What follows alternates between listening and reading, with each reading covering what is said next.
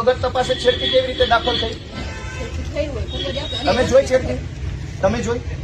તમે પોતે ત્યાં ઉભા હતા, તમે પેલી બેન ને ધક્કો મારીને બહાર લઈ જાવ છો. એ તો સાહેબ, એ તો પછી હું આવી ગઈ, એ પેલા તો બનાવ બન્યો. તમે છેડતી જોઈ?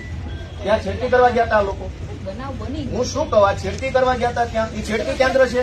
એ કોલેજ છે તો ત્યાં છેડતી કરવા ગયા? કોલેજ છે? કોલેજ છે? આ કોલેજ જેમ છે તો ટેકાના ભાવની ખરીદી કરનારા લોકો ખેડૂત પાસેથી પૈસા માંગે છે, એના માટે કોઈ એમને જાણ કરી તો આનું શું છે? એક મિનિટ, તમે એમ તો જ્યાં રજૂઆત કરવાના ના કરો. પ્રાંત અધિકારીને 18, 19, 20 તારીખે 3 વખત રજૂઆત કરી. આરએસસી કલેક્ટરને 18 ને 22 તારીખે 2 વાર રજૂઆત કરી. કલેક્ટર સાહેબને 24 તારીખે મેં રજૂઆત કરી. 24 તારીખે સીઈઓને રજૂઆત કરી અને 24 તમને એફઆઈઆર આપી. હજુ તમે એમ તો રજૂઆત કરો તો ગુંડા તમને રજૂઆત કરવા આવ્યા હતા? બેન, ભગવાનથી ડરો, ભગવાનથી ડરો. તો ધીમે એટલે પણ હું કઈ ખાઈ ગયો? તમે અમને ઉપર ખોટા આરોપ મૂકો.